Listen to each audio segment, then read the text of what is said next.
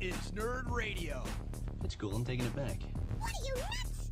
I'm taking it back. You watch. Welcome back to Nerd Radio on your social media at Nerd Radio 101. And, of course, wherever you get in the podcast, part of the BPod Studios Network, as well as on Riff 2 on your HD2 radio, Wednesday nights at 10 p.m. Chuck Bean, Al Beck, and James wrapping up this week's show as we talk about some more video game stuff. I saw this horror game that's part of something called the Dread X collection on Steam. Sounds scary. And they said it's unique because it's a horror game where reloading your gun is the scariest part.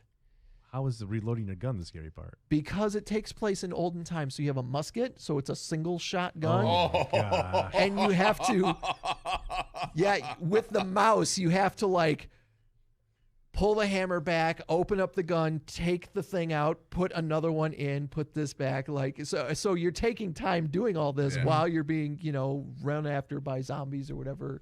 Are you part have of a the blade game. of some kind. You've got to have some sort of blade. Nope. That's the whole point of the game. It's the Dread X collection is like a series of short indie horror games that all would look good on, like they all look like they're from the PlayStation 1 era. So the graphics are real. Like Nightmare Creatures looking? Yeah, like this Ooh. crazy low res polygon stuff and with crazy load times and the great thing about those guns were they were not accurate at all. Like, I hope it's like a gun prior to rifling, you shoot it. Just it would be really funny too if there's like, I don't know, a 10% chance it just blows up in your hands every time you fire it. Yeah.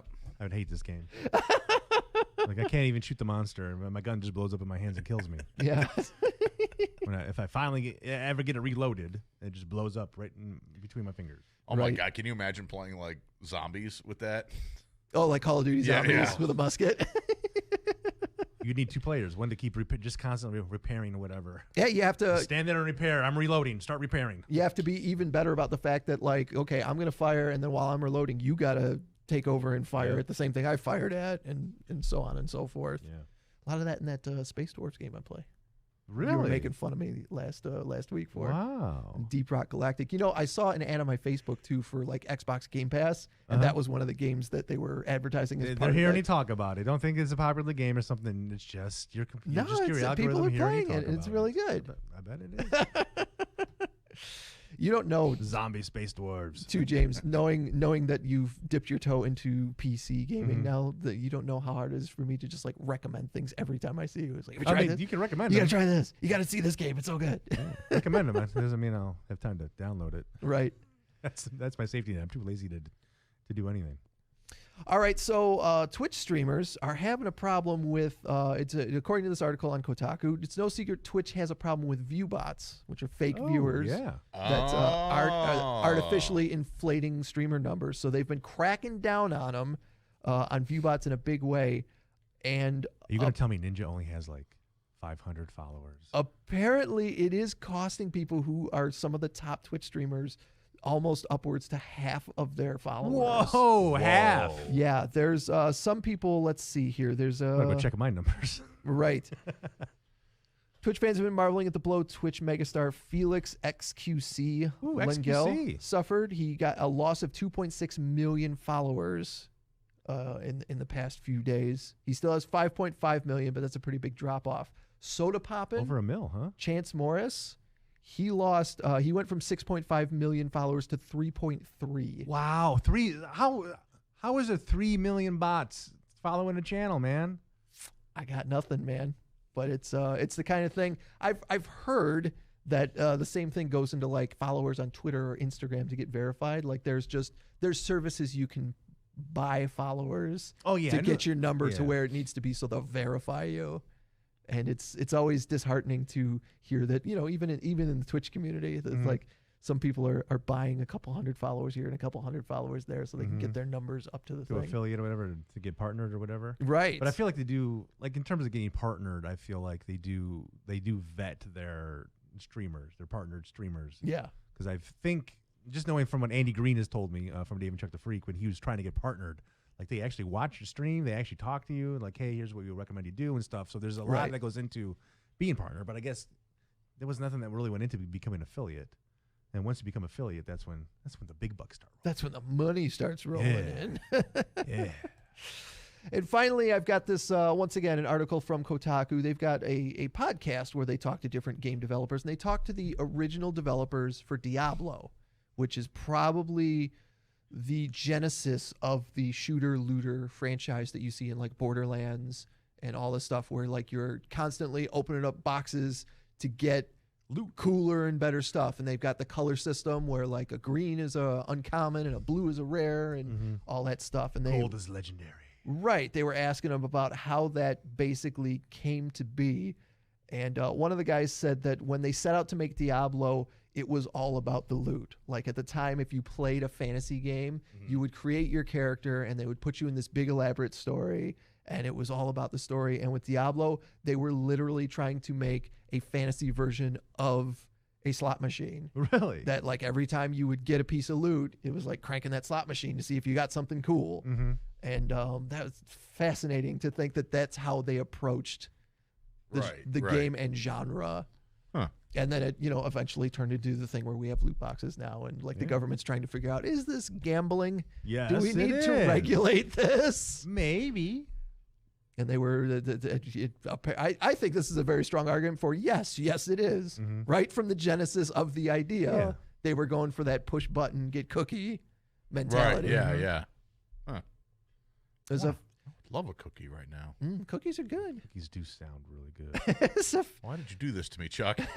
Which is the button? Which button do I push? This button? This button? What's the cookie button? Oh, I better be careful. I'm changing stuff on the stream. We are dealing with someone here who has absolutely no life. That wasn't the button. No, that was the wrong button. I thought you talked about me. I was like, I just pushed the wrong button. No. What about this button? Oh, that's the Robbie button. That's the Robbie Landis button. Put it back! Put it back! Did I tell you guys a couple months ago about the boat full of Goku action figures that was lost at sea? No. Yeah, this Goku from Dragon Ball Z. Was one of the action figures driving? No, there was a whole boat of them that, like, there was a storm at sea and the boat was completely just, like, Bermuda Triangle kind of stuff, just disappeared. Well, they found the boat.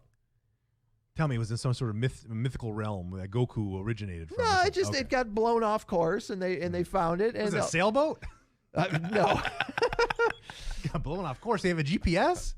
What is it between the boat guy, the Goku boat captain, and my FedEx driver? Apparently don't own GPS. Well, he was find where they're going. He was coming from China, so maybe he didn't have the GPS. Maybe it wasn't legal on the up and up. Okay.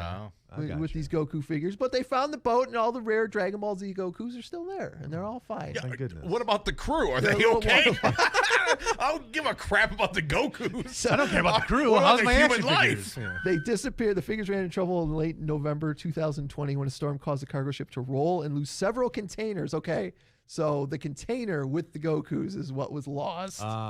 And then they found the Gokus in question. COVID-19. Last month, people ordered.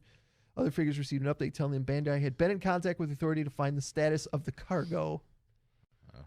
And then they eventually found the containers. They were probably a little waterlogged. I bet. But I don't think those things seal airtight. No. It fell off the boat. It's not what you want to hear if you're waiting on a Goku. No. It's true. Or if you're waiting on a couch. Yeah. Are you waiting on a couch and fell off a boat? No, but I know my couch came on a boat. But it's named after a local city's. It's like the local city couch company. Right. And then the furniture sales man's like, well, you got to wait for it to come off the boat from China. I'm like, I thought this was the local. Yeah, we thought furniture this was company. here, local. Yeah, I wish I would have known that before I signed that line. All right, well, that's gonna do it for this week's Nerd Radio. Good, I got nothing else to bitch about. I hope you get your couch as soon as possible. Oh, the couch is here. That was just an old gripe that I've had. Oh, all right.